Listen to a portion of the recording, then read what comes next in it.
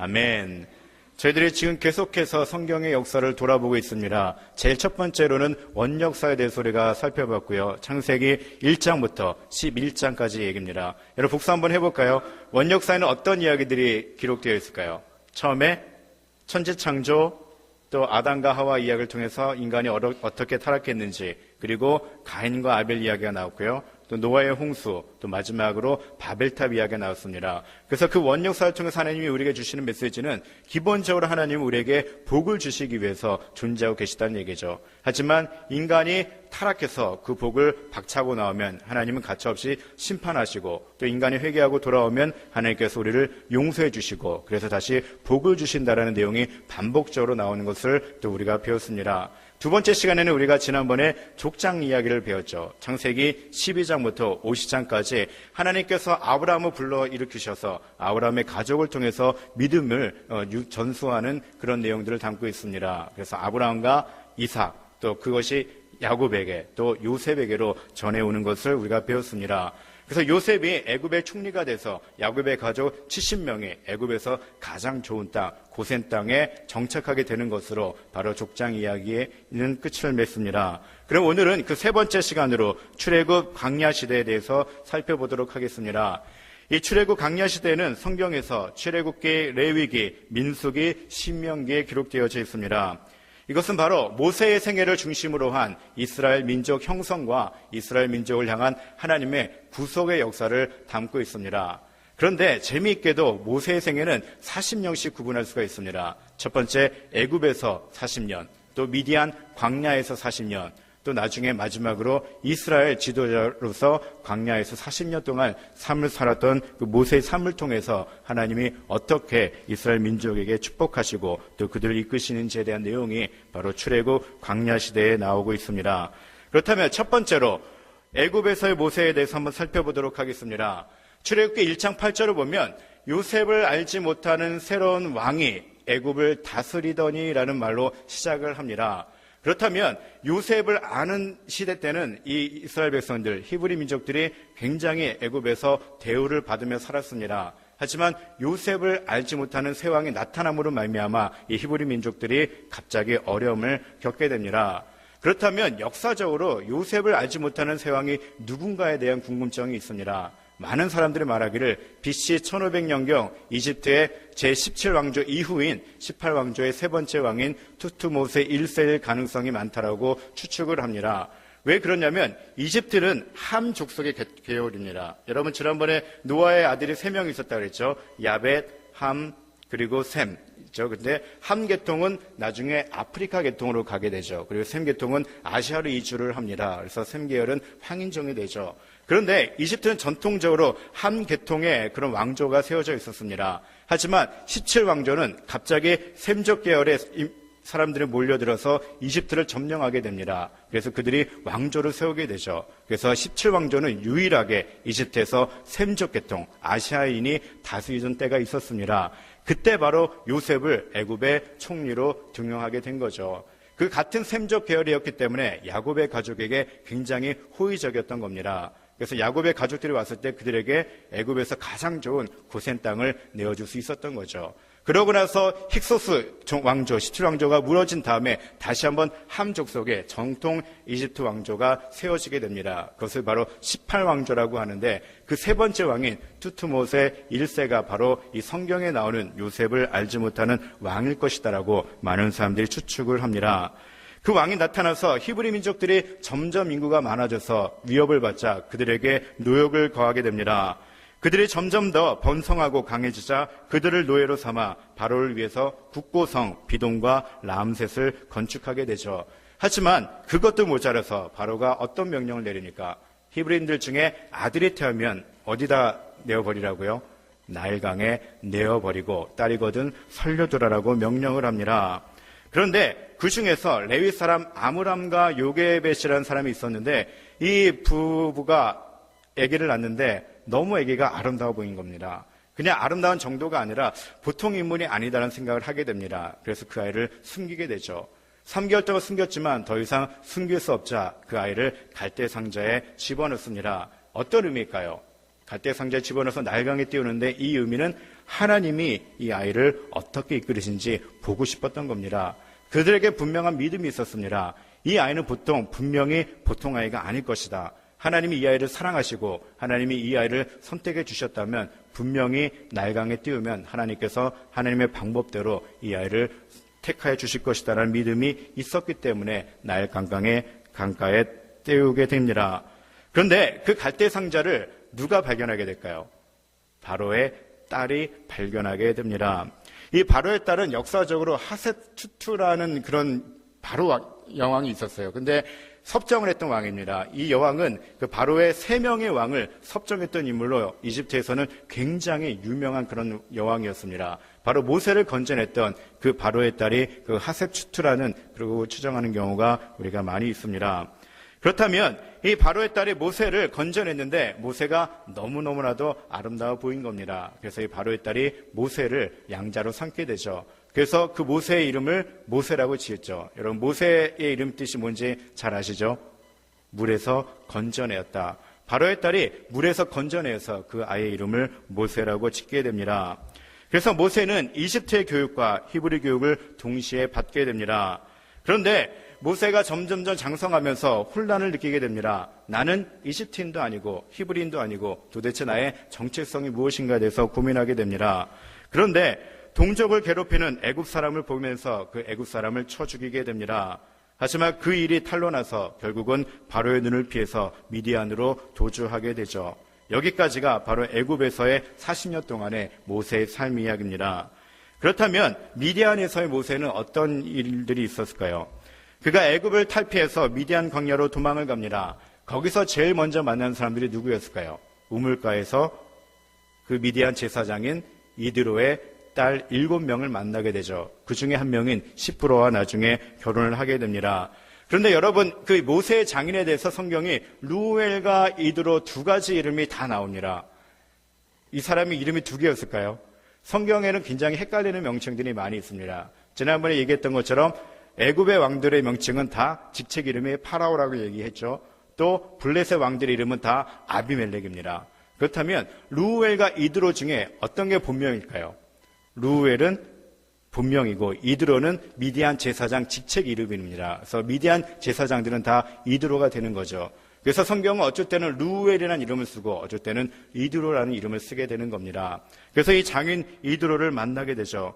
그러면서 이 미디안 광야에서 모세는 실패의식과 절망 가운데 빠지게 됩니다. 그러던 중 양을 치는 평범한 목자로 살던 모세가 드디어 이스라엘의 위대한 지도자로 서게 되는 순간이 옵니다. 바로 그가 장인 루엘의 양떼를 치면서 광야 서쪽으로 옮기게 됩니다. 그러다가 우연찮게 하나님의 산 호렙산에 머물게 되죠. 그런데 여러분 또 성경을 보면 이 호렙산과 시내산이 서로 혼동되면서 나오는 경우가 참 많이 있습니다. 어쩔 때는 호렙산이라고 이야기하기도 하고 어쩔 때는 시내산이라고 이야기하기도 합니다. 많은 사람들이 추정하기를 그 지명 이름이 아마 호렙이라고 생각을 하고 정말 산 이름은 시내산이라고 이야기를 합니다. 호렙 지역에 있었던 시내산이었을 겁니다. 그래서 여기서 말하는 호렙산은 바로 호렙 지역에 있었던 하나의 산이라는 의미를 가지고 있습니다. 그 별명은 바로 하나님의 산이죠. 거기서 모세가 어떤 광경을 보게 됩니까? 가시떨기나무에 불꽃이 일어나는데 그 가시떨기나무가 타지 않는 광경을 보게 됩니다. 그래서 궁금해서 가까이 갈 때 하나님께서 모세를 부르시죠. 모세야 하면서 하나님께서 주신 명령이 있습니다. 어떤 명령을 주셨을까요? 넘겨주세요. 이리로 가까이 오지 말라. 내가 선 곳은 거룩한 땅이니 내 발에서 신을 벗으라. 이 부분이 굉장히 중요하죠. 하나님께서 모세를 부르실 때 하셨던 명령이 바로 내 발에서 신을 벗으라라는 명령이었습니다. 여러분 이 명령은 어떤 의미를 가지고 있을까요? 신을 벗으라. 그 당시 노예들은 종은 신발을 신지 않았죠. 이 얘기는 뭡니까? 신을 벗으라는 얘기는 이제는 너는 나의 종이 되어라는 의미입니다. 여태까지 너는 이집트 왕조로 살아왔고 여태까지 너는 너가 하고 싶은 대로 살았지만 이제는 신을 벗고 내가 원하는 대로 내가 지시하는 대로 살아서 나의 종이 되어라는 그런 의미를 가지고 있습니다. 그리고 마지막으로 하나님께서 모세에게 주신 명령이 있죠. 바로 내 백성을 애굽에서 인도하라는 명령을 주십니다. 그때 모세가 하나님에게 당신은 누구입니까? 물어봅니다. 그때 하나님이 대답하신 유명한 대답이 있죠. 뭡니까? 영어로는 I am who I am. I am who I am. 그러니까 우리가 직역하면 나는 나다릅니다. 그 얘기는 어떤 의미일까요? 하나님이 내 이름을 굳이 너가 알 필요가 없다라는 그런 의미입니다. 하지만 우리 한글 번역에는 어떻게 번역되어 있습니까? 스스로 있는 자라고 번역을 하죠. 하지만 그 번역은 사실은 좋은 번역은 아닙니다. 그냥 나는 나다라는 의미입니다. 그래서 히브리어는 야훼라고 쓰게 되죠. 이때부터 이스라엘 백성들이 하나님을 야훼라고 부르기 시작을 합니다. 그래서 내 백성을 인도하라는 그런 하나님의 명령에 모세가 주저하게 됩니다. 내가 어떻게 살인자의 오명을 가지고 어떻게 백성을 인도할 수 있겠습니다라고 하나님께 질문을 합니다. 그때 하나님께서 내가 너에게 능력을 주시겠다라고 약속을 하시죠. 그러면서 기적을 보여주십니다. 첫 번째 기적이 뭘까요? 지팡이를 집어 던져라 하니까 뭐가 돼요? 지팡이가?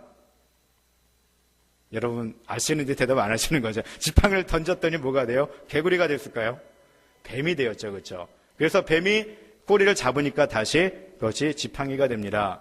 그것도 부족해서 모세가 주저하니까 하나님께서 다시 한번 기적을 보여주시죠. 바로 손을 가슴에 넣어봐라 했더니 갑자기 어떻게 됩니까? 손이 하얗게 문둥병이 나기 시작하죠. 그래서 다시 그 손을 가슴에 넣었더니 다시 회복되어지는 그런 기적을 보여주십니다. 그래도 모세가 다시 한번 하나님께 말씀합니다. 하나님, 그런 기적을 보여주시고 그런 능력을 주셔도 저는 기본적으로 말을 잘 하지 못하는 사람입니다. 혀가 둔한 자입니다라고 변명을 합니다. 그때 하나님께서 누구를 보내주십니까? 내 형 아론이 있지 않냐? 내 형 아론은 말을 참 잘하는 자니 내가 아론을 붙여주겠다고 해서 모세에게 힘을 불어넣어 주십니다. 그래서 자신감을 얻고 모세가 아론에게 찾아가죠. 그래서 모세와 아론이 이스라엘 백성들을 내어줄 것을 바로에게 요구를 합니다. 하지만 바로가 그 요구를 들어줄 리가 없죠. 그래서 하나님께서 계획하신 일이 뭡니까? 바로 10가지 재앙을 내리기로 결심하셨죠. 여러분 이 10가지 재앙 다 외우시나요? 저 중학교 때는 이거 외우느라고 굉장히 고생했는데 첫 글자만 하면 됩니다. 피계 이파, 가악욱매, 흑장 이렇게 외우면 금방 외워집니다. 하나님께서 10가지 재앙을 내리시는데 첫 번째 재앙을 내리셨을 때 바로가 항복을 합니다. 하지만 그 재앙이 끝이자 바로가 마음이 다시 완악해져서 이스라엘 백성들을 내어주지 않죠. 그렇게 9번이나 반복하게 됩니다. 그래서 마지막으로 하나님께서 결심한 게 뭡니까? 바로 애굽에 있는 모든 가축이든 사람이든 첫 번째 남자는 다 죽일 것을 결심을 하십니다. 하지만 그렇게 되면 어떻게 됩니까? 이집트에 사는 모든 히브리 사람들 죽게 되죠. 그래서 하나님께서 주신 명령이 있죠. 어떤 명령일까요? 어린 양을 잡아서 피를 흘려갖고 그것을 어디다 바르라고요? 문설주에 바르면 내가 그곳은 넘어가겠다라고 이야기를 하죠. 그래서 실질적으로 히브리 사람들이 양을 잡아서 피를 문설주에 발랐더니 하나님께서 밤중에 나타나셔서 그 문설주에 피를 바른 곳은 그냥 넘어가고 나머지 이집트 사람들은 다 죽였다라고 그러죠. 그래서 그것이 유래가 되었고 우리가 패스오버라는 이야기를 쓰게 됩니다. 그 일이 있은 데부터 하나님께서 이스라엘 백성들에게 직접 명령합니다. 앞으로 너희들은 내가 너희를 이집트에서 구원한 이 사건을 기억해서 유월절을 지켜 행하라라고 명령을 하게 되죠. 그래서 우리 이스라엘 사람들이 아직도 유월절을 최대의 명절로 지키고 있는 겁니다. 바로 여기서 유래된 거죠. 그러면 여러분들 이 10가지 재앙은 어떤 의미를 가지고 있을까요? 바로 피, 개구리, 이 파리는 어떤 의미를 갖고 있냐면 이집트의 신들입니다. 이집트의 신들의 이름이 있는데 그것을 다 해석해 보면은 그게 피와 개구리, 이파리, 그리고 우박, 메뚜기 이런 신들이에요. 바로 이집트의 신들을 심판하시는 하나님의 권능을 보여주기 위해서 바로 이런 10가지 재앙을 하나님께서 내려주신 것입니다. 그래서 결국은 바로가 항복하게 되죠. 그래서 모든 이스라엘 백성들을 다 내어보냅니다. 그래서 그들이 람셋에서 비돔성을 짓고 있었는데 그곳을 떠나서 숫곳이라는 곳에 이르게 됩니다. 그런데 여러분 그때 이스라엘 백성들이 숫곳에 이르게 될 때 몇 명인지 아십니까? 장정만 얼마라고요? 60만 명이라고 이야기를 합니다. 야곱이 처음에 이집트에 들어갈 때는 몇 명이었어요? 70명이었어요. 근데 불과 200년, 300년 사이에 어떻게 됩니까? 장정만 60만 명입니다. 그러면 실질적으로 여자와 아이들까지 치면 200만이 넘는 사람들이 이동을 하게 됩니다. 그렇게 많은 사람들이 한꺼번에 이동을 하니까 얼마나 힘들었겠습니까? 여기까지가 바로 미디안 광야에서의 모세의 이야기입니다. 그럼 마지막으로 광야에서의 모세입니다. 숫곳을 떠나서 그들이 광야 끝 에담에 장막을 칠 때 날이 너무너무 덥습니다. 그래서 하나님이 첫 번째로 이스라엘 백성들에게 기적을 보여주시죠. 그게 뭡니까? 날이 더우니까 낮에는 구름 기둥으로, 밤에는 추우니까 밤에는 불기둥으로 하나님께서 친히 역사를 해주시죠. 바로 이때부터 하나님께서 직접 이스라엘 백성들을 친히 보호해 주시고 인도하시는 그런 내용들이 담겨져 있습니다. 그런데 이때 바로가 정신을 차리게 됩니다. 야, 이거 안 되겠다. 이스라엘 사람들이 다 빠져나가니까 이 힘든 일은 누가 감당하지 해서 모든 군사들을 다 이끌고 이스라엘 백성들을 추적해 옵니다. 이스라엘 백성들은 사면초가죠. 앞에는 뭐가 있어요? 바다가 있고 뒤에는 이집트의 군사들이 몰려옵니다. 갈 데가 없습니다. 그때 하나님께서 어떻게 합니까? 모세에게 명하기를 지팡이를 들고 손을 들어서 바다를 향해라. 그랬더니 어떻게 됩니까? 홍해가 갈라지는 그런 역사가 일어나게 되죠. 그래서 이스라엘 백성들은 무사히 그 홍해 바다를 건너고 이스라엘 백성들이 다 건넌 후에는 이집트 병사들은 다 홍해 바다에 빠져 죽게 된다는 이야기들은 우리가 너무나도 잘 알고 있는 이야기입니다. 그렇게 기적적으로 홍해를 건너서 술이라는 광야에 도착하게 됩니다. 그런데 사흘길 동안 열심히 광야를 갔는데 물 한 모금 마시지 않았습니다. 얼마나 힘들었을까요? 그래서 물을 얻지 못하자 우연찮게 물을 발견했습니다. 그런데 그 물을 먹었더니 그 물 맛이 어때요? 물이 썼죠. 그래서 우리가 마라의 쓴물이라는 표현을 합니다. 그 지역 이름이 마라인데 마라의 쓴물을 먹게 됩니다. 백성들이 원망합니다. 이렇게 힘든데 깃을 발견했는데 왜 이렇게 물이 씁니까? 라고 원망하죠. 어떻게 합니까? 하나님께서 모세에게 한 나무를 가리킵니다. 그래서 그 나무를 물에 던지자 그 물이 달게 되었다는 그런 기적 이야기도 우리가 볼 수가 있습니다. 그렇게 수르 광야에서 다시 한번 이스라엘 백성들이 신광야로 옮기게 됩니다. 여러분, 신광야에서는 어떤 기적이 일어났을까요? 이스라엘 백성들이 물만 가지고 살 수가 없잖아요. 고기도 필요하고 먹을 게 필요한데 먹을 게 하나도 없었습니다. 그때 하나님께서 하늘에서 뭘 내려주시죠? 만나와 메추라기를 먹여주십니다. 바로 신광야에서 있었던 일입니다. 그러고 나서 그들이 점점 밑으로 내려가서 르비딤 광야로 오게 됩니다. 여기서는 물이 없자 반석을 쳐서 물이 나오게 해서 그곳 이름을 무리바라고 이름을 짓게 됩니다. 근데 이 르비딤에서는 아주 중요한 사건 하나가 벌어집니다. 바로 아말렉과의 전투죠. 이 아말렉과의 전투에서 모세는 여호수아를 제일 앞장에 서게 됩니다. 그래서 여호수아로 하여금 싸움을 하게 되는데 이 아말렉과의 전투에서 하나님께서 주신 기적이 있습니다. 바로 전쟁의 승리의 키는 하나님께 있다는 것을 보여주십니다. 그 증거가 뭘까요? 모세가 손을 들어서 하나님께 기도하면 아말렉 사람들이 서로 못 알아보고 서로 싸우게 돼서 이스라엘 진영이 이기게 됩니다. 하지만 모세가 손을 들고 여러분 한번 손을 들어보세요. 손을 들고 5분 이상 있을 수 있을까요? 정말로 손 드시네요. 5분 이상 있을 수 없습니다. 그러자 또 손을 내리니까는 이스라엘 백성들이 점점 퇴각하게 됩니다. 그러자 누가 모세를 도와주죠? 여러분들이 잘 알고 있는 아론이 모세의 오른팔을 또 훌이 모세의 왼팔을 붙들게 되죠. 그래서 이스라엘이 끝까지 전쟁에서 승리하는 이야기가 나옵니다. 그래서 모세가 하나님께 감사해서 제단을 쌓고 그곳 이름을 뭐라고 이야기합니까? 여호와 니시라고 그러죠. 여호와 니시는 뭡니까? 승리의 하나님, 승리를 주시는 하나님이 바로 여기서 유래된 겁니다. 지난번에 아브라함 이야기하면서 여러분은 배운 게 있죠. 여호와 이레입니다. 여호와 이레는 뜻이죠. 여호와께서 준비해 주셨다는 얘기죠. 근데 여기서는 여호와께서 우리에게 승리를 주셨다 그래서 여호와 니시가 바로 여기서 나온 이야기입니다. 그러고 나서 이제 이스라엘이 본격적으로 광야 생활을 하는데 그 60만 명이 넘는 200만 명이 넘는 그 사람들이 모든 문제가 있을 때마다 모세에게 찾아오는 겁니다. 그런 모습을 보면서 이드로가 어떻게 조언합니까? 너 혼자 다 재판하지 말고 천부장과 백부장과 또 50부장과 10부장을 만들어서 그들로 하여금 다스리게 하라는 조언까지도 내려주시죠.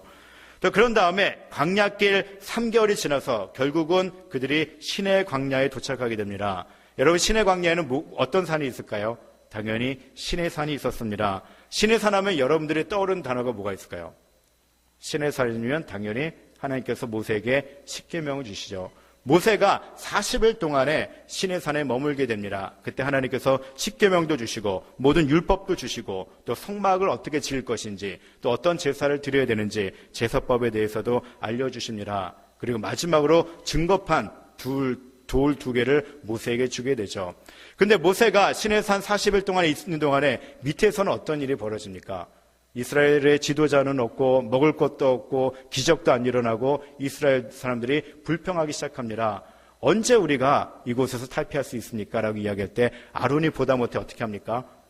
모든 사람이 금을 다 모아가지고 그것을 조각을 떠서 금송아지를 만들게 되죠. 그래서 금송아지를 만들어서 이것을 하나님이라고 생각하고 여기다 경배를 드려라 라고 이야기를 합니다. 그 광경을 본 하나님이 화가 났습니다. 그래서 이스라엘 백성들을 심판하시죠. 그래서 3,000명가량이 거기서 죽게 되는 그런 아픈 역사를 가지기도 합니다. 그래서 모세가 그 시내산에서 내려와서 그 모습들을 보고 화가 나서 증거판 2 돌을 그냥 깨트려 버리죠. 그래서 모세가 다시 시내산에 올라가서 하나님으로부터 증거판 2개를 다시 들고 내려오게 됩니다. 그리고 마지막으로 하나님의 명령대로 성막을 만들고 언약궤를 만들고 제사장의 옷을 짜게 됩니다. 그리고 출애굽기 마지막은 그 성막을 하나님께 봉헌하는 내용으로 끝나게 됩니다.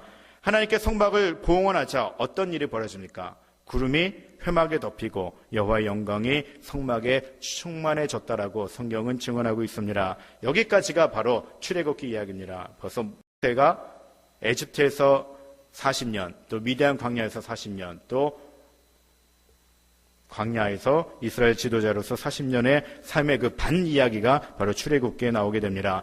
여러분 지도를 보시면 그 이스라엘 민족들이 어떻게 이동하는지 그 경로를 볼 수가 있습니다. 애굽 땅이죠. 고셈입니다. 고셈 위에 바로 람셋이라는 지역이 있습니다. 1번이라고 적혀 있죠. 거기서 그들이 처음으로 옮긴 데가 숫곳이죠. 숫곳에서 에담 광야로 갔다가 아까 마라의 순물 사건이 있었고 또 조금 더 내려오면은 신광야가 있었고 신광야에서는 만나와 메추라기를 하나님께서 먹여주시죠. 그리고 조금 더 내려오면 르비딘 광야가 나옵니다. 르비딘 광야에서는 어떤 일이 있었죠? 아까 이야기했던 아말렉과의 전투에서 하나님께서 승리하게 주셔서 여호와 니시의 사건이 일어나게 됩니다. 그리고 마지막으로 맨 밑에 신의 광야에 머무르는 것으로 바로 이 출애굽기 이야기는 끝이 납니다. 그러면 여러분 출애굽기와 레위기를 연결하는 과정에서 가장 중요한 게 뭘까요? 바로 성막입니다. 하나님께서 출애굽기에 성막을 지어서 나에게 예배를 드리고 제사를 드리라고 명령하셨는데 여러분 성막에 대해서 공부하는 것도 굉장히 중요합니다. 이 성막에 대해서는 나중에 자세하게 공부하겠지만 성막을 보면 기본 틀이 바깥 틀이 있고 또 성소와 지성소로 나뉘어집니다. 여러분들 이스라엘 사람들의 제사를 지낼 때마다 모든 사람들이 저 바깥틀까지는 들어올 수 있었습니다. 그들이 들어올 때 제물을 갖고 들어오죠. 그래서 바깥을 처음 보이는 부분에 저게 번제단입니다. 거기다가 제물을 넣고 하나님께 향을 피워서 번제를 드리게 되죠. 그러고 나서 제사장이 어떻게 합니까? 그 다음에 있는 데가 물두멍입니다. 거기서 손을 씻고 제사장들이 성소에 들어가서 하나님께 그 백성들을 위해서 제사를 지냅니다. 그런데 그 성소와 지성소 사이에는 휘장이 갈라져 있었습니다. 근데 그 지성소는 아무나 들어갈 수 없었어요. 이번 제사장들조차도 그 지성소에 들어갈 수 없었습니다. 누가 들어갈 수 있었을까요? 온리 대제사장. 1년에 그것도 한 번밖에 들어갈 수 없었습니다. 바로 그 성막을 통해서 하나님께서 이스라엘 사람들에게 어떻게 제사를 지낸지에 대해서 말씀하고 있습니다. 그 내용들이 바로 레위기죠. 여러분 성경을 읽기로 결심을 하고서 창세기 출애굽기는 참 재밌게 읽습니다. 근데 항상 막히는 부분이 레위기입니다. 레위기만 들어가면은 성경이 그뒤부터 재미가 없어지고 읽혀지지 않습니다. 하지만 레위기의 내용을 알다 보면은요, 여러분 레위기가 얼마나 재미있고 또 우리에게 의미가 있는지를 분명히 깨닫게 됩니다. 레위기는 각종 제사와 규례들에 대해서 이야기하고 있는데요. 특별히 레위기에 자주 등장하는 제사들이 있습니다. 레위기에는 바로 5개의 제사 이야기가 나오는데요. 첫 번째는 번제, 번트 오퍼링입니다. 두 번째는 소제, 미트 오퍼링, 또 화목제, 피스 오퍼링, 또 속죄제, 시인 오퍼링, 또 속건제, 트레스패스 오퍼링 5개의 제사가 나옵니다. 그러면 그 5개의 제사의 의미에 대해서 한번 살펴보도록 하겠습니다. 첫 번째는 번제인데요. 이 번제는 제물 전체를 불에 태우는 것으로 하나님에 대한 완전한 헌신과 완전한 속죄를 상징하는 겁니다. 그래서 이것은 흠이 없고 꼭 집에서 기른 동물들만 하나님께 바칠 수 있었습니다. 그래서 예배자는 희생 제물을 가져와서 그 머리에 안수하고 죽인 후에 가죽을 벗기고 각을 떴다고 합니다. 그래서 제사장은 피를 모아서 제단 위에서 뿌리고 각이 띄어진 제물 전체를 불로 태웠다고 합니다. 그리고 안수의 행위를 통해서 예배자의 죄가 제물에게로 전가되고 제물은 드리는 자를 대신하여 죽는 대속의 의미를 갖게 됩니다. 재미있는 것은 내 죄가 내가 그 동물에게 안수함으로 말미암아 그대로 전가돼서 내 죄가 말끔하게 씻겨진다는 의미죠. 그래서 기본적으로 번제는 태우는 제사입니다. 두 번째는 소제인데요. 소제는 하나님에 대한 감사를 상징하는 제사입니다. 5가지 제사 가운데 유일하게 피 없이 곡식으로만 드리는 제사죠. 일부분만 제단 위에서 태우고 나머지는 제사장에게 전달되었다고 합니다. 그래서 소제는 고운 가루나 요리한 빵 혹은 볶은 곡물 형태로 드릴 수 있었고 또 누룩과 꿀을 섞을 수 없었으며 소금을 지도록 되어 있었다고 합니다. 그리고 세 번째로는 화목제입니다. 이 화목제는 말 그대로 하나님과 화목과 깊은 영적 친교를 상징하는 제사이며 그 종류에는 하나님께 감사를 드리는 감사제, 또 서원을 드리는 서원제, 또 자원하는 마음으로 하나님께 제사를 드리는 자원제가 있었습니다. 제사 후에는 성도들이 성막들에서 제물을 함께 나누어 먹으며 교제했고 예배자가 제물을 먹을 수 있는 유일한 그런 제사였다고 합니다. 화목제의 주된 목적이 무엇일까요? 속죄라기보다는 오히려 축하와 화목이고 화목제는 예수 그리스도께서 십자가의 화평으로 이루신 것을 보여주는 중요한 모형이 되기도 합니다. 네 번째는 또 속죄제입니다. 이 속죄제는 고의성이 없이 부지중에 지은 죄를 사함받기 위한 그런 제사입니다. 가장 자세하게 다루어지는 제사로서 신분과 책임에 따라 제사장, 회중, 족장, 평민의 속죄제로 구분돼서 드렸다고 합니다. 또 죄인의 죄가 사해지도록 하는 영향력을 갖는데 이러한 속죄제의 효력은 바로 예수 그리스도가 오셔서 피 흘려 죽으심으로 완전히 단번에 성취되었습니다. 마지막으로는 속건제입니다. 이 속건제는 고의적이든 비고의적이든 하나님의 성물과 계명을 범한 경우 또는 이웃에게 상해나 손실을 입힌 경우 드려지는 제사입니다. 다른 제사와는 달리 오직 순양이 제물로 드려지며 그에 따른 배상이 다른 사람들에게 이루어지는 그런 것이 특징이다라고 합니다. 이 레위기에는 바로 이 5가지 제사 이야기가 나오게 됩니다. 그러면 레위기를 보면 또 이상한 제사 이름이 나옵니다. 화제, 요제, 거제, 전제. 너무나도 제사가 많아서 이게 다 뭔지 모르는데요. 이 화제, 요제, 거제, 전제는 제사 드리는 방법입니다. 아까 그 5가지 제사는 제사 드리는 내용이고 이번에는 제사 드리는 방법입니다. 기본적으로 나오는 것이 화제죠. 화제는 제물을 불태워서 향기로운 냄새를 하나님께 드리는 겁니다. 기본적으로 모든 번제는 다 이 화제로 드리게 되는 거죠. 두 번째는 요제라는 단어가 나옵니다. 이 요제는 제물을 앞뒤로 흔들어서 하나님께 드리는 제사 방법입니다. 또 거제는 제물을 높이 들어 올려서 하나님께 드리는 제사이죠. 마지막으로 전제가 나오는데 전제는 포도주나 독주 따위를 또 부어서 하나님께 드리는, 하나님께 부으는 게 아니라 독주나 포도주를 제물에게 부어서 하나님께 드리는 제사 방법이 바로 전제라고 합니다. 이 레위기는 이런 주로 제사 이야기가 나오는데요. 이 레위기가 왜 중요하냐면 그 당시는 모든 죄를 지을 때마다 또 감사를 지낼 때마다 항상 제물을 가지고 하나님 앞에 나올 수밖에 없었습니다. 그리고 그들은 제물을 가져올 뿐이지 그들은 그 제사에 참여도 못했습니다. 바로 제사장만이 참여를 하게 됐죠. 하지만 예수 그리스도께서 속죄양으로 오셔서 단번에 죽으심으로 말미암아 우리가 더 이상 제물이 필요 없이 하나님 앞에 단독으로 나올 수 있게 되는 놀라운 영광을 얻었다는 얘기입니다. 그리고 하나님은 우리로 하여금 친히 우리로 제사장으로 삼아주셨죠. 그래서 우리는 제사장의 중간 역할 필요 없이 다이렉트로 하나님 앞에 예수 그리스도의 이름으로 예배를 나올 수 있게 된 겁니다. 바로 이 제사와 예수 그리스도의 그 십자가 사건을 비교해 보면 굉장히 성경을 재미있게 읽을 수 있을 겁니다. 세 번째로 민수기입니다. 민수기는 광야에서의 이스라엘 백성들의 이야기를 담고 있는데요. 민수기는 전체적으로 인구 조사하는 이야기가 나오고 또 백성들이 하나님 앞에 끊임없이 불평하고 원망하는 이야기가 나옵니다. 또 제사장들이 어떤 직무를 가져야 하는지, 또 발람 사건의 이야기가 나오고 땅을 분배하는 사건으로 구성되어 있습니다. 이 민수기의 역사적인 배경은 어떠냐면 성막이 완성된 지 한 달 되는 때로부터 모압 평지까지의 약 40년간의 광야 생활을 다루고 있습니다. 파워포인트 넘겨주세요. 성막이 완성된 지 한 달 되는 때부터니까 출애굽기 이후에 기록들이 바로 민수기에 담겨져 있는 겁니다. 그래서 모세가 죽기까지 약 40년간의 광야 생활에 대해서 기록하고 있습니다. 민수기의 모든 이야기를 다 이야기하면 오늘 밤을 새야 될 것 같습니다. 그래서 2가지 중요한 포인트 이야기를 나누도록 하겠습니다. 민수기에 등장하는 가장 중요한 이야기는 뭐냐면 가나안 정탐 이야기입니다. 여러분, 이스라엘에 몇 개의 지파가 있는지 아시죠? 몇 개의 지파가 있었을까요? 12개의 지파가 있었습니다. 12개의 지파는 누구의 아들이었을까요? 야곱의 아들들의 이름을 따서 12개 지파로 나누죠. 그런데 여러분, 성경을 읽어보면 좀 헷갈리는 부분이 참 많이 있는데, 출애굽기에 나오는, 그리고 민수기에 나오는 이 12개 지파와 또 여호수아서에 나오는 12개 지파 이름이 다릅니다. 그래서 이게 헷갈릴 때가 있어요. 그 이유가 뭘까요? 염재 장로님. 이유가 뭘까요? 예. 그렇죠. 한 80%는 맞히셨습니다. 이 출애굽 당시 광야 시대 때는 야곱의 아들 12명 이름이 그대로 들어갑니다. 그래서 레위 지파도 있고 또 요셉 지파도 있고 베냐민 지파도 있고 유다 지파, 시몬 뭐 이름들이 다 있는데 가나안 땅에 들어가서는 그 이름이 조금씩 바뀌어집니다. 왜냐하면 가나안 땅에는 땅을 분배하기 위해서 지파를 나누는데요. 땅을 분배하는 과정에서 땅이 필요 없는 족속이 있었습니다. 어떤 지파였을까요?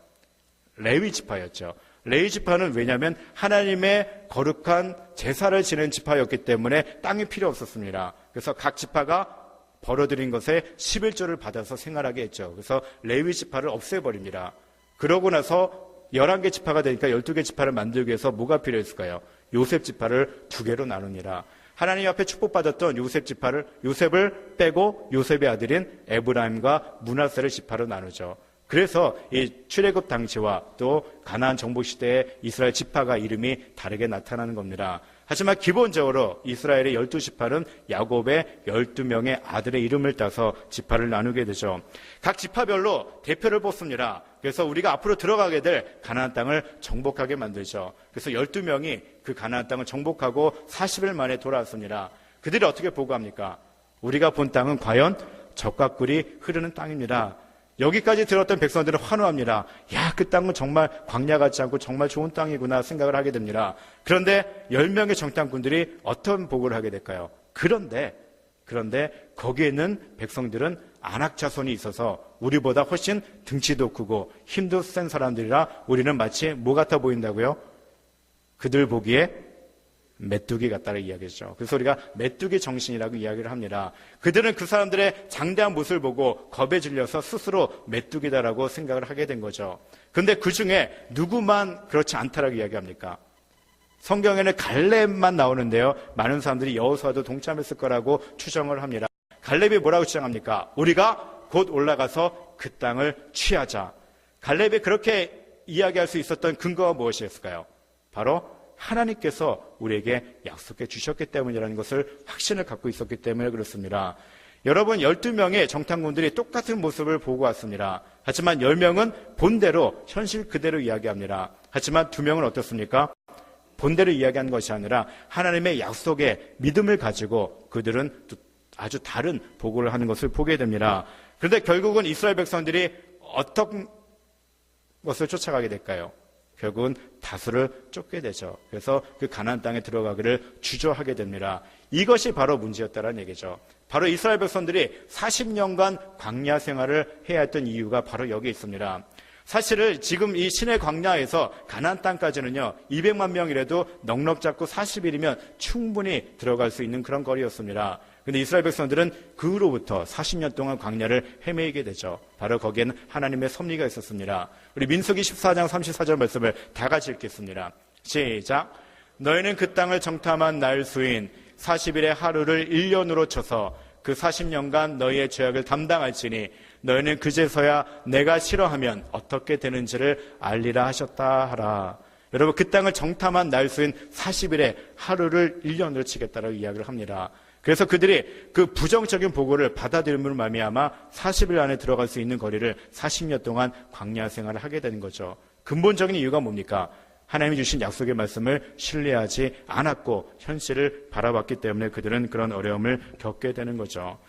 또 민수기에 나오는 중요한 사건 하나가 또 있습니다. 바로 21장에 나오는 불뱀 사건이죠.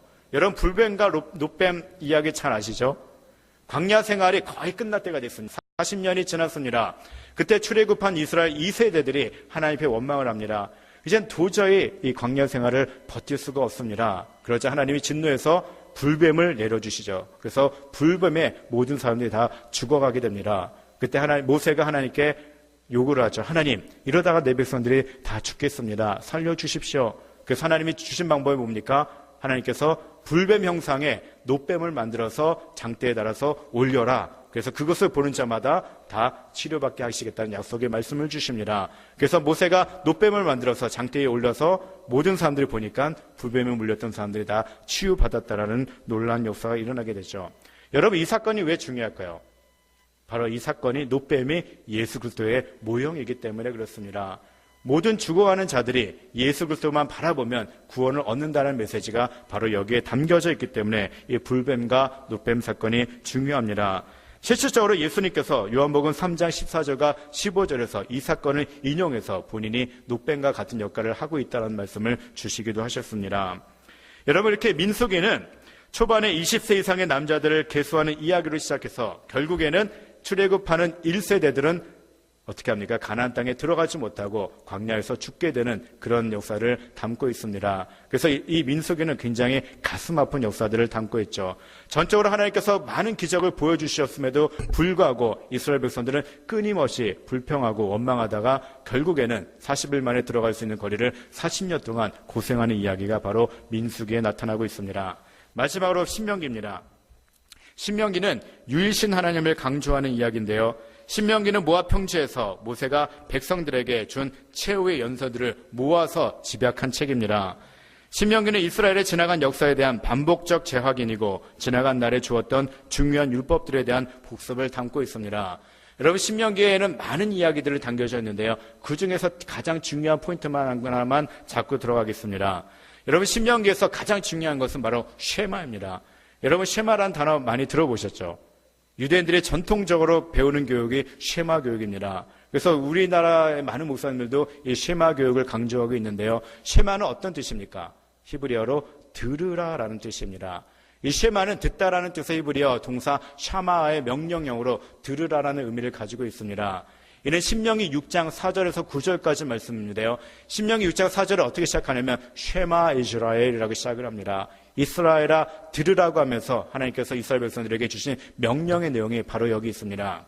이스라엘의 역사만큼이나 긴 전통을 가진 쉐마는 구약시대 이스라엘이 지킨 신앙의 아주 가장 기본 핵심이 됩니다. 그렇다면 신명기 6장 4절에서 9절까지 어떤 말씀이 적혀 있는지 한번 읽도록 하겠습니다. 시작!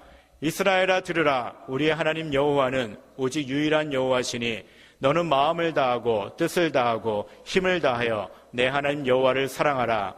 오늘 내가 내게 명하는 이 말씀을 너는 마음에 새기고 내 자녀에게 부지런히 가르치며 집에 앉았을 때든지 길을 갈 때든지 누워있을 때든지 일어날 때든지 이 말씀을 강론할 것이며 너는 또 그것을 내 손목에 메어 기호를 삼으며 내 미간에 붙여 표로 삼고 또 내 집 문설주와 바깥문에 기록할지니라. 하나님의 명령대로 이스라엘 백성들은, 유대인들은 전통적으로 이 쉐마, 들으라 이스라엘이라고 시작하면서 하나님을 사랑하는 이야기들을 계속적으로 강조해 왔습니다. 그래서 많은 사람들이 이야기하기를 이스라엘 백성들이 이 쉐마 교육을 받았기 때문에 천재가 많이 나왔다라고 또 증거하기도 합니다. 이렇듯 이 신명기에는 하나님 주신 계명 이야기가 쭉 나오는데요. 그 신명기 계요는 모세의 3번에 거치는 설교 이야기가 나옵니다. 파워포인트 계속 넘겨주세요. 그냥 이 내용은 하지 않겠습니다. 시간이 없어서요. 마지막입니다. 그리고 마지막으로 신명기는 어떤 내용이 나오냐면 모세가 느보아스 산에서 가나안 땅을 바라보며 죽기 전에 이스라엘 모든 지파들에게 축복하는 이야기들이 나옵니다. 루벤 지파부터 베냐민 지파까지 축복하는 내용이 나오는데요. 그중에서 가장 중요한 것은 이스라엘 백성들에게, 모든 백성들에게 주는 마지막 메시지입니다. 우리가 잘 알고 있는 메시지입니다. 신명기 33장 이야기인데요. 여수르니여 하나님 같은 이가 없도다. 그가 너를 도우시려고 하늘을 타고 궁창에서 위엄을 나타내시는도다. 영원하신 하나님이 내 처소가 되시니 그의 영원하신 발이 내 아래 있도다라고 말씀하고 있습니다. 이때 모세가 이스라엘 백성들에게 그동안 사용하지 않았던 단어를 사용합니다. 바로 여수룬이라는 단어를 사용하게 되죠. 이 여수룬은 이스라엘의 별칭인데요. 어떤 의미를 가지고 있을까요? 너 의로운 자여라는 의미를 가지고 있습니다. 근데 여러분 보십시오. 이스라엘 백성들이 의로웠을까요? 그들은 광야에서 끝없이 하나님 앞에 원망했습니다. 하나님께서 기적적인 방법을 그들을 인도해 주셨고 보여주셨는데 감사하지는 못할 망정 조금만 어려워지면 계속해서 하나님 앞에 불평을 하게 됩니다. 그런데 그런 백성들을 하여금 모세가 너 여수르니여 너 의로운 자여라고 이야기를 합니다. 왜 그랬을까요? 바로 하나님이 친히 그들의 인도자가 되시기 때문에 그렇습니다. 너희들은 비록 원망하고 너희들은 비록 부족하지만 의로우신 하나님이 함께 하시기 때문에 그들로 하여금 의로운 자라라고 명해 주시는 거죠. 바로 이 여수른이라는 표현에는 하나님이 사랑하는 마음이 그대로 담겨져 있는 그런 표현입니다. 그가 내 앞에서 대적을 쫓으시며 멸하라 하시도다. 이스라엘의 안전에 거하며 야곱의 샘은 곡식과 새 포도주의 땅에 홀로 있나니 곧 그의 하늘이 이슬을 내리는 곳이로다라고 표현합니다. 그들이 들어갈 가나안 땅이 바로 이런 곳이란 얘기죠. 야곱의 샘은 곡식과 새 포도주의 땅에 홀로 있나니 곧 그의 하늘이 이슬을 내리는 그 축복의 땅으로 너희들이 곧 들어가게 될 것이다라고 축복하는 겁니다. 그러면서 마지막으로 주신 메시지가 이스라엘이여 너는 행복한 사람이라고 고백하고 있습니다. 여러분 40년 동안 지쳐 있었던 이스라엘 백성들에게 모세가 행복한 사람이라고 표현하고 있습니다. 어떤 근거로요? 하나님께서 돕는 방패가 되신다는 이유 때문에 그렇습니다. 앞으로는 하나님께서 친히 방패가 되주셔서 어떤 대적도 너희들이 가나안 땅에 들어가면 수많은 이방인들을 만나게 될 텐데 어떤 대적도 너희들을 능히 이기지 못할 것이라는 예언의 말씀입니다. 그래서 우리의 만물의 창조주시오 또 만물의 으뜸자이신 하나님께서 친히 너희의 보호자가 되시기 때문에 너희들은 행복한 자라라고 축복하는 메시지가 마지막으로 담겨져 있습니다. 여러분 이렇게 이스라엘 출애굽 시대와 또 광야 시대의 이야기는 끝이 납니다. 여러분 이 이야기를 통해서 하나님이 우리에게 주시는 메시지가 있다면 무엇일까요? 바로 선택한 민족을 향한 하나님의 전적인 주권을 드러내고 있는 겁니다. 어떤 상황 가운데서도 그들이 죽을 것 같았지만 하나님이 기적적인 방법으로 그들을 인도해 주시고 보호하시는 내용이 담겨져 있습니다. 그러면서 하나님이 강조하신 게 뭡니까? 하나님만이 유일신인 것을 강조하고 계십니다. 그래서 너희들은 오직 하나님만을 경배하고 하나님 주시는 율법을 준행할 것을 강조하고 있습니다. 그래서 그 힘을 가지고 이스라엘 백성들이 나중에 가나안 땅에 들어가게 됩니다. 그래서 다음 주에는 우리가 가나안 정복 이야기를 같이 배우도록 하겠습니다. 이제 우리가 하나님 앞에 기도하면서 나아갈 텐데요. 하나님 앞에 먼저 감사의 기도와 결단의 기도를 드렸으면 좋겠습니다. 여러분 이스라엘 백성들의 모습이 사실 우리들의 모습입니다. 이스라엘 백성들은 하나님의 은혜를 받을 때는 너무나도 행복했습니다. 하지만 조금만 어려워지면 하나님 앞에 원망을 하게 됩니다. 우리도 마찬가지입니다. 하나님께서 우리에게 복을 주실 때는 항상 기뻐하고 어떤 일이든지 할 수 있을 것 같습니다. 하지만 내 환경이 조금만 어려워지면 내 삶이 조금만 어려워지면 우리도 여지없이 그들처럼 원망합니다. 그때마다 하나님께서 우리에게 주신 메시지가 있습니다. 바로 하나님만 바라보라고 말씀하고 있습니다. 믿음이 없기 때문에 우리 마음이 자꾸 흔들립니다. 여러분 그렇지만 내가 힘들 때도 하나님은 늘 나와 함께 해주셨고 나의 손을 붙들어 주셨습니다. 여러분 그 하나님께 감사의 기도를 드리시기 바랍니다. 그리고 하나님 어떤 상황이 오더라도 분명히 하나님께서 나를 선하게 인도해 주실 겁니다. 지금은 힘들지만 하나님을 의지하면 분명히 나를 더 좋은 곳으로 채워주실 것입니다라는 확신을 가지고 하나님 이제는 불평하지 않고 하나님이 원하시는 모습대로 내가 살아가겠습니다라는 그런 결단의 기도를 드리길 바랍니다. 기도를 드리기 전에 우리 다같이 하나님 앞에 먼저 찬양할게요. 하나님은 너를 지키시는 자가 아니라 하나님은 나를 지키시는 자. 여러분들 축복하면서 찬양하겠습니다. 하나님은